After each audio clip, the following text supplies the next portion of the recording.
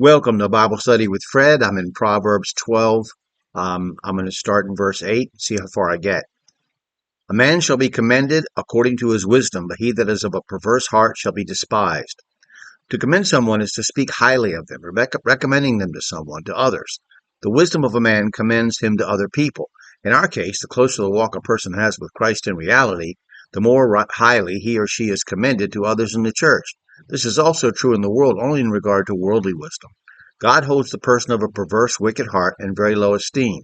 He does not regard him highly, of course, and in fact the word despised is used showing that the wicked man of a perverse heart is held in contempt. Under the law, in the physical kingdom on earth, the wise man was commended according to his wisdom, but the perverse were to be despised. However, in our culture today, we hold those who are perverse of heart in high regard. We pay them tremendous amounts of money to play sports, sing songs, and act in movies and television, and to rule us. Psalm 12:8, the wicked walk on every side when the vilest men are exalted. Now verse 9, he that is despised and hath a servant is better than he that honoreth himself and lacketh bread. Now here's a statement of fact about the world. The man that is held in low esteem by the world but has a servant is better off, at least, than a person in poverty who thinks highly of himself. Something interesting to me came to mind as I read this verse. I know a lot of college graduates who came to naught with worthless degrees, and quite a few people who barely finished high school but had common enough sense to learn a trade, who are doing quite well. John Gill and Matthew Henry both seem to take a similar tack. The person of mean circumstances, lowly regarded by the world. Now, these are John Gill and Matthew Henry are two older commentators before the modern revolutionary age. So I have placed more value and more weight on the older commentators' thoughts. So these are very famous people and they have some good commentaries. They're free online. The person of mean circumstances, lowly regarded by the world, but someone who has the simplest of necessities, one servant, in a day without modern conveniences, is better off than someone who regards himself as a cut above the rest, but who has been so foolish and not regarding God's way that he can't even eat properly. So while in the previous verse, a man shall be commended according to his wisdom, but the person of a perverse heart will be despised, it is also stated that a despised person with a servant is better off than someone who is a legend in his own mind, but can't get enough food to sustain himself.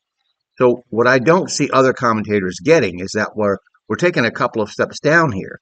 And God is looking at the arrogant, self-consumed person who is also poor as even lower than the man of a perverse heart. When I was young, there was this popular idea from the communist-influenced media of the nobility of the poor. This is an old line of thought in this country from the days of the, quote, do-gooder government-worshipping liberals who always seem to talk about the virtue of the poor while trying to make them richer at the expense of everyone else. Wiser people would point out, though, that some people are poor. Some people are poor because of sin, because they made bad choices, or simply because they don't want to work hard enough or smart enough to have anything more than what they do. Some people just stand there with their hands out begging for bread. Now, there are people that are poor for no reason, no fault of their own. It's certainly understandable. And there are people that have been oppressed. I understand that. But there are people that are poor because that's their choice. Just like there are people that are homeless, not everyone, but there are people that are homeless because that's their choice. Now here some people are poor because they just are full of self-worship and have nothing. Those people are worse off than the despised man with one servant at least. There are far too many I could have been a contender mentalities in our country.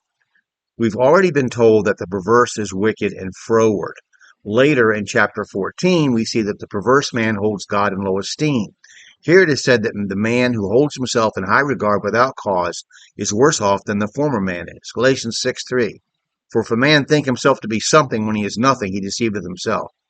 Think about this from the perspective of the verse. You don't have to worship Satan to oppose God. You only have to worship yourself, something taught in every school in the land.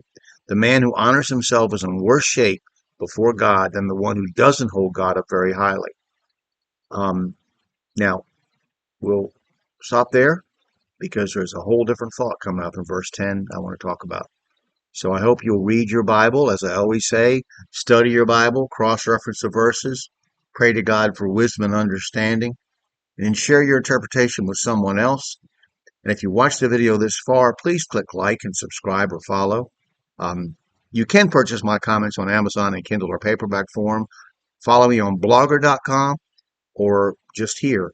But I look forward to doing this. I hope that this sparks you to let God speak to you through His Word and have your own interpretation. Thank you.